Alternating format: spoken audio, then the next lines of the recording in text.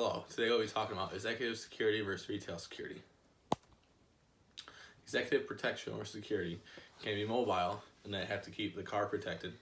And the physical part of that, is bulletproof glass, the panels are thicker and more bullet resistant. And stationary would be their house. And they got a physical security on that would be fences and other deterrents. And they also got to make sure that they have adequate security at their work. A larger team is usually used because there's a lot more to do. They have to protect the house, they have to protect the vehicle, and they have to protect them at work. And executive protection, they try and control as much of the surrounding as they can so they can keep their VIP safe. Retail security, it's in one location. It's for one store that you're securing. They use closed circuit television to monitor areas. They put their cameras right, they can see throughout the whole store. And they have other anti-theft protections, like using only a few exits that are open to the public and other things. Training for executive protection.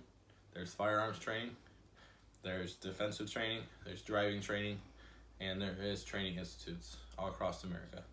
Each one is very important because they all can be used in a situation. The training institutes, there's some all across America, and actually I thought that was pretty cool that they can train you. It's just some courses were only 48 hours, but that's still pretty impressive. Retail security, all you need is a high school diploma and the rest is on the job.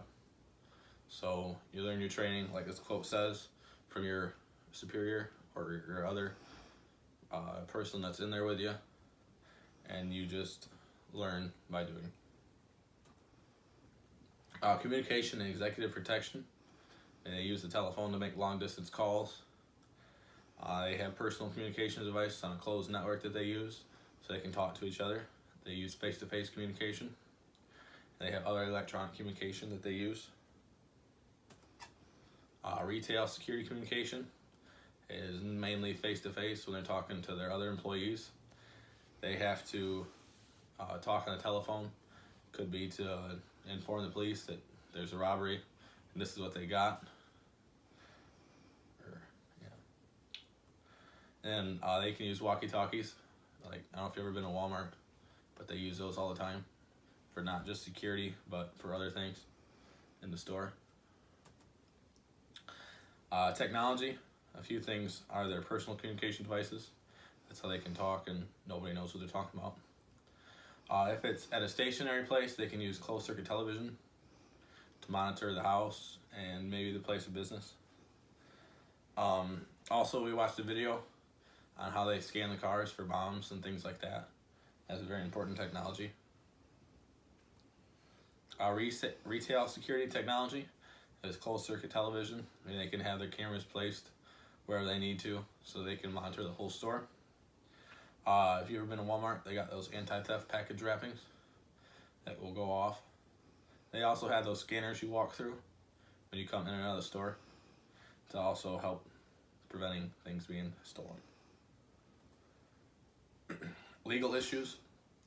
Anytime a firearm is used, it could be a big legal issue because in a shooting situation, there could be bullets that go astray or other things like that. And that's a big legal issue. And sometimes VIPs will travel around to different countries, and you got to make sure you follow their rules and their laws, or that can be a legal issue. Legal issues in security, retail security, would be confronting a thief that you suspect. And you got to be very careful with that. You can't just walk up and detain them. And then retrieving stolen goods. That's also something you got to be very careful with and how you do it. Ethical issues with executive protection is not taking bribes. You have a person you're protecting that could be worth billions of dollars, and you could be low on cash, and they give you $1 million to go take a pee around the corner at a certain time, and then something happens. It's not very ethical. Same with retail security. If you look the other way or delete some footage when something major was stolen, that's not very ethical. and being trustworthy. I mean, to do both jobs, you have to be trustworthy. To do anything in security, you have to be able to be trusted. There's my reference. That's the end. Thank you for watching.